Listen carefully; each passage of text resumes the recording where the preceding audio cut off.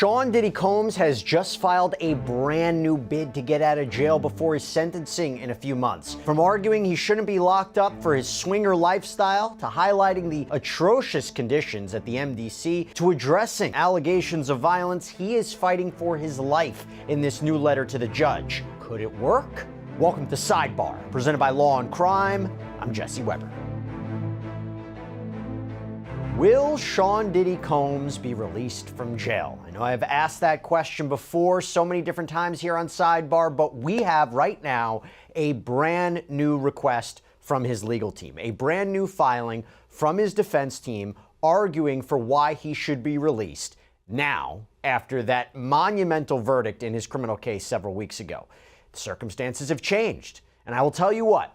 We did an interview a few weeks back that kind of previewed why and how Combs could be released. It was a bail bondsman that is apparently working with Diddy's team behind the scenes. I'm going to get to that a little bit later, but what I want to talk about right now is this latest letter from the defense to the judge overseeing this case, Judge Arun Subramanian. Remember, this comes after a jury of Combs' peers found him not guilty of racketeering conspiracy, not guilty of 2 counts of sex trafficking, but they did convict him of 2 counts of transportation to engage in prostitution. He's set to be sentenced on October 3rd. Technically, he could face up to 10 years in prison on each charge. Highly unlikely. I think maybe you might be looking at somewhere to 2 to 5 years potentially, but he could also get time served and be released, although that also seems unlikely. I'll talk about that a little bit later too. But initially, after the verdict, right after the verdict, his defense team petitioned the court that he should be released. He was just acquitted of some very serious charges. The judge denied it. The judge denied Combs bail once again. And remember, this comes after he was rejected bail multiple times since he was arrested back in September of 2024, highlighting the severity of the charges, the violence, and so forth. But now, this is different. Now, what is the defense arguing? I'm going to go over all this in the new letter. I'm going to give my take at the end about whether or not it's going to be successful and whether or not he will actually be released before sentencing in October. So, the defense begins by arguing that Sean Combs should be released in advance of sentencing, and the court has the power to do this. They have the authority, among other things, because you can clearly show, quote, that there are exceptional reasons why such person's detention would not be appropriate. So, what are those exceptions? What are those reasons? What are those circumstances that are exceptional? They highlight several things that we're going to get into. That the charges he was convicted of, we're going to call them the Mann Act violations, that's what it's called under the law.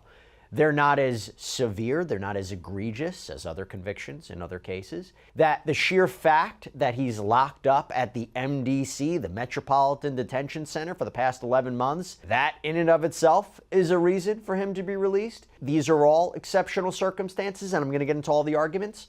But first, they highlight the standard, and they argue that to be released under federal law, you need to show 2 conditions. First, the district court must find by clear and convincing evidence that the person is not likely to flee or pose a danger to the safety of any other person or the community if released. Second, it must be clearly shown that there are exceptional reasons why such person's detention would not be appropriate. Now, clear and convincing evidence is a lower standard, by the way. It's not like beyond a reasonable doubt. Anyway, basically, you have to show he's not a flight risk, he's not a danger, and you have to show there are particular, exceptional, unique reasons for why detaining Combs is wrong. We're going to start with the exceptional reasons justifying his release.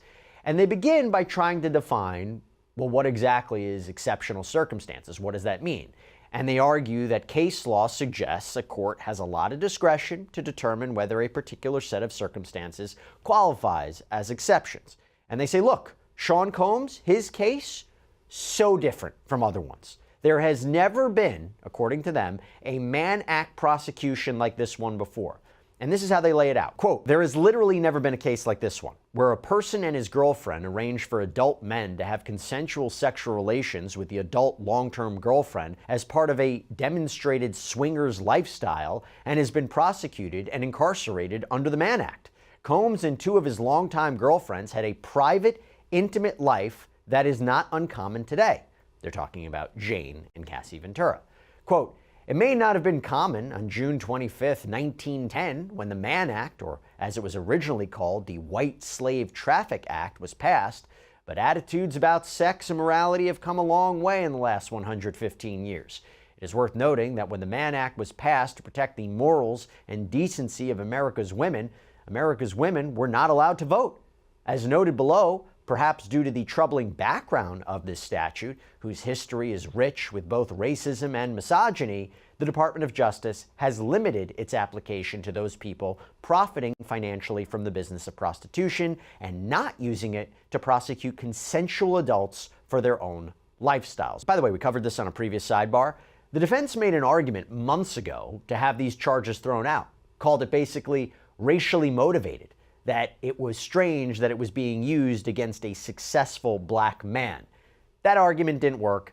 He was ultimately prosecuted and he was convicted on those charges. Hey everybody, real quick, this is another Law and Crime legal alert. Did you know that children are being diagnosed with serious conditions like type 2 diabetes and non-alcoholic fatty liver disease? And the research is potentially linking ultra-processed foods to all this? Yeah, well, Morgan & Morgan is stepping in to fight to hold these food companies accountable. With decades of experience fighting large corporations, they are ready to stand up for the families who deserve justice. So if your child under 21 has been diagnosed with type 2 diabetes or fatty liver disease, then visit www.forthepeople.com/food or scan the QR code on screen to learn more.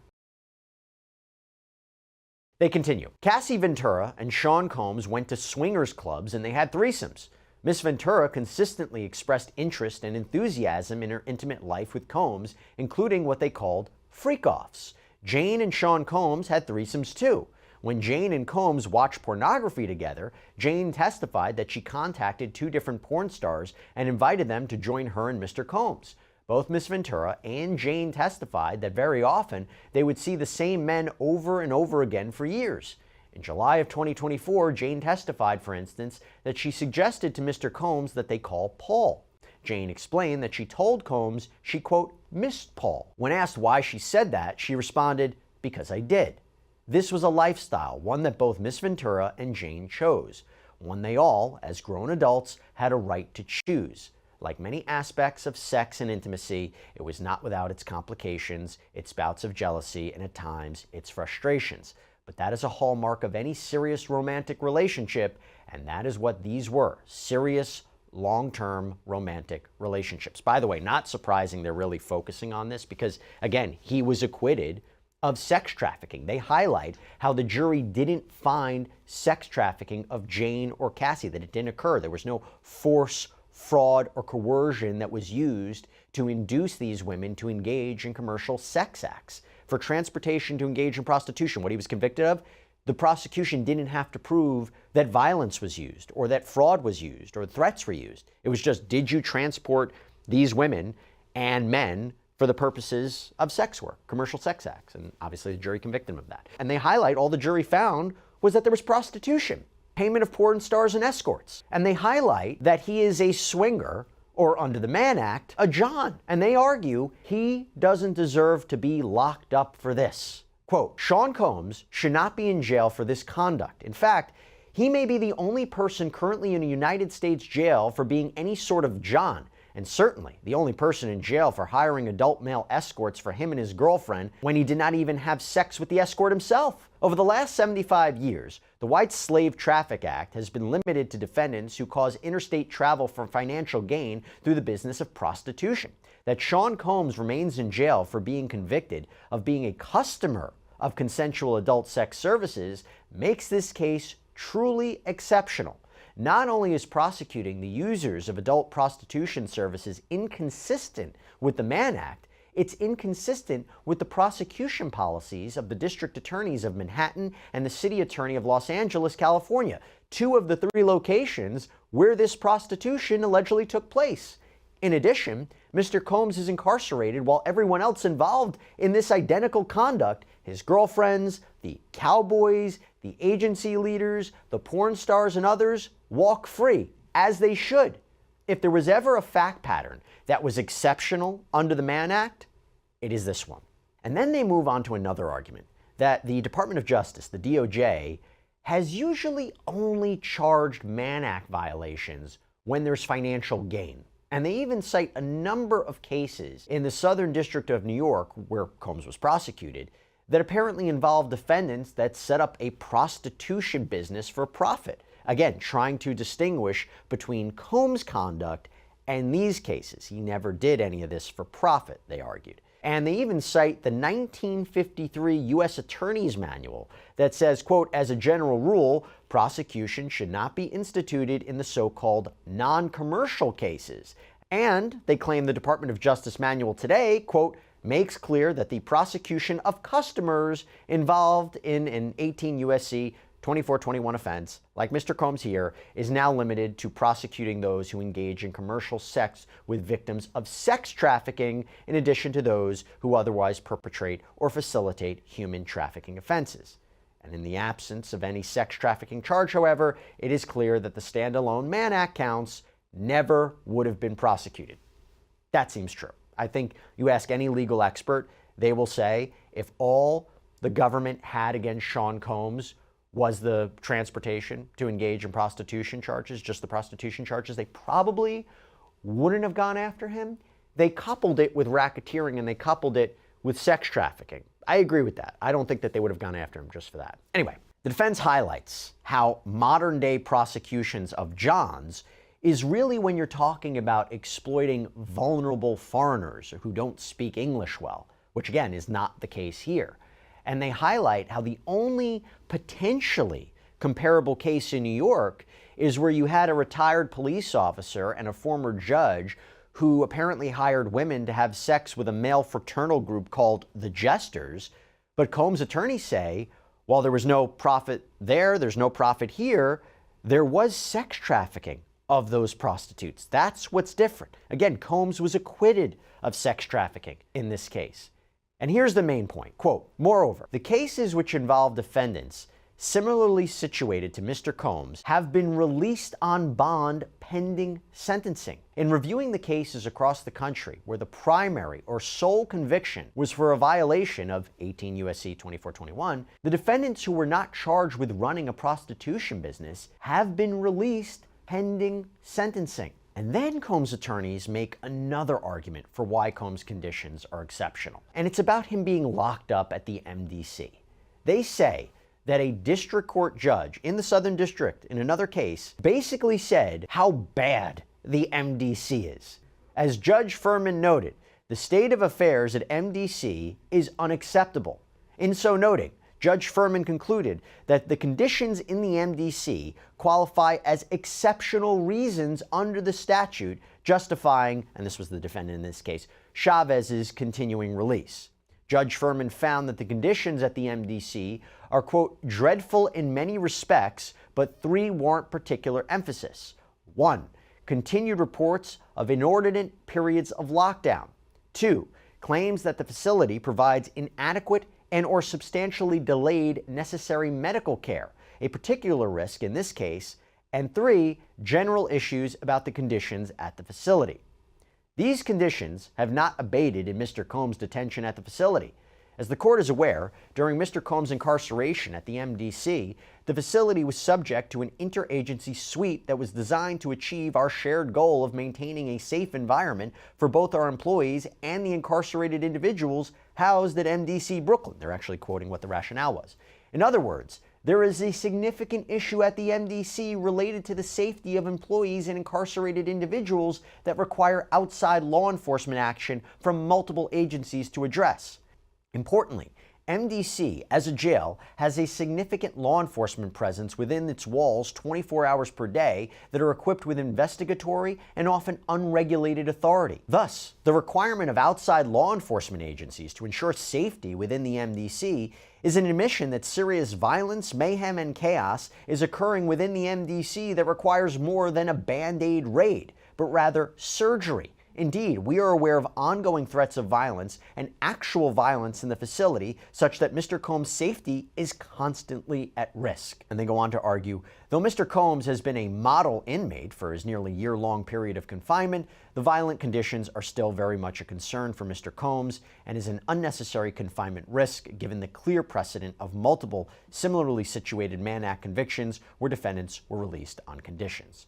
Now, the government, by the way, would probably disagree with that statement of him being a model inmate. Remember when they accused Combs of trying to arrange three-way phone calls and buying the use of other inmates' phone privileges to try to make sure the government wasn't listening in, that he was having these private conversations, that he was allegedly trying to contact witnesses in the case, that he allegedly orchestrated a birthday campaign to help his public image while he was locked up. So if we hear a government response, I'm sure they're going to say something about that. Then the defense highlights he's not a risk of flight, he's not a danger to the community, which, by the way, I think are real key points here. But they seem to echo a lot of the same arguments that they have already stated to the court. And remember, they haven't been successful in the past.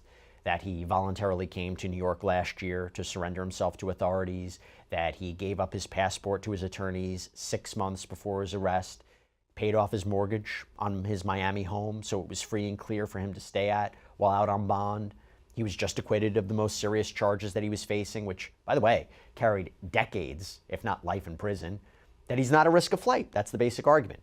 Now, when it comes to the danger argument, that is key. Why? Judge Subramanian had said after the verdict that the reason he was denying bail was because of Combs' violence, that his own attorneys admitted he was violent during the course of the trial.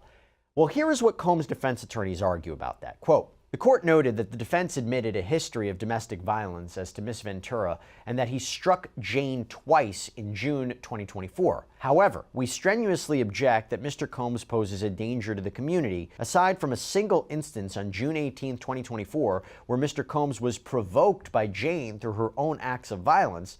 There was no evidence of any acts of violence in the last 7 years. Indeed, the jury notably rejected the government's argument that the June 2024 incident constituted coercion when it acquitted Mr. Combs of the sex trafficking charge. Also, prior to his arrest in this case, Mr. Combs enrolled in a domestic violence program in which he participated until he was arrested and incarcerated in connection with this case. If released on conditions, Sean Combs will not be violent to anyone. As we said in court, this jury gave him his life back, and he will not squander his second chance at life, nor would he do anything to further jeopardize his 7 children not having a father and 4 of his children not having a parent at all. The court can fashion any set of conditions, and Mr. Combs will abide by any condition to make the court comfortable that Mr. Combs will not be violent toward any person. And that is when they propose the following bail package. That Combs will sign a $50 million bond secured by his home in Miami, that the bond will be co-signed by 3 financially responsible people, that Combs will reside in his home in Miami, that his travel will be limited to the Southern District of Florida, the Southern District of New York for attorney meetings, as well as airports that are necessary to travel between the two, that he will be placed under the express supervision of the U.S. Pretrial Services Agency, that he will report to that agency as directed, that his passport will be surrendered to pretrial services, that he shall not apply for any other passport, and they even highlight that the court can add other conditions too. Home detention, private security approved by the court, mental health treatment. He'll agree to it all. Now, let me tell you, we kind of previewed that this all would happen, this argument would happen, this new bail package would be presented when we spoke a few weeks ago to renowned bail bondsman, to the celebrities, by the way, to the stars, Ira Judelson, who apparently had been working with Combs' team behind the scenes on working to secure his release. Here's what he said about a new package after the verdict. When Mark reached out to me afterwards, we started thinking about putting another bail package together. And what is that bail package that's... And by the way, is this a bail package that you think could be submitted again even after the judge just denied bail? Well, the judge denied bail based on the statute, and the statute stated a certain amount of information that part of the Mann Act that, was not eligible for bail. There are certain circumstances that can be done. We're going to regroup again. I know that they were going to go talk to Mr. Combs again and see what happens there. They have the October 3rd date. I don't know where he stood. As of the other day, he wanted to get out. I don't think anybody wants to be at MDC where he is. We're going to reconvene and see what happens, at a later date. We could go back with another package. Okay, so with all that in mind, and again, at the time of this recording, I don't see the government's response to this, but here's my take. Now, Combs is obviously in a better position to argue for release now than he was in the past. I thought that after his acquittal, this change in circumstances, that he could be released. The Mann Act convictions alone, given the facts presented in court, I think the defense made a compelling argument that he should be released, not facing as serious charges that would have justified, a concern of a risk of flight. He's no longer charged with the violence of racketeering and sex trafficking. But remember, the judge was very persuaded by the violence aspect that was a part of this case. The judge has latitude, discretion here when it comes to bail and bail conditions. And he received letters immediately after the verdict opposing bail. And I think a lot of the defense's arguments are compelling, particularly citing case law about other people who were released. But the judge could be persuaded that these were multiple violations of the Mann Act with respect to both Jane and Cassie. These weren't isolated incidents. Multiple men, multiple payments, multiple dates, multiple transportation. The violence, the drugs, those factors in the case may not necessarily have to be separated from the bail analysis, despite the fact that they weren't really required elements of the charges that he was convicted of. And you can make the argument, sure, he was acquitted of sex trafficking of Jane and Cassie. The jury might say he didn't use force, fraud, or coercion to induce them into commercial sex acts, but violence still may have occurred. The judge might be persuaded by that. And I don't think at this point, my personal opinion, I don't see the judge changing his tune. I don't see him being persuaded by these arguments. But look, for Sean Combs, obviously he wants some sort of release from jail before sentencing, because while the judge could technically sentence him to time served or 20 years, both seem highly unlikely, it seems that he would be sentenced to some additional time in prison. And obviously Sean Combs wants some time out of prison, some time out of detention before he's ultimately sentenced. Now, we'll see what the judge does. I could be wrong. We'll wait and see. That's all we have for you right now here on Sidebar, everybody. Thank you so much for joining us. And as always, please subscribe on YouTube, Apple Podcasts, Spotify, wherever you should get your podcasts. I'm Jesse Weber. Speak to you next time.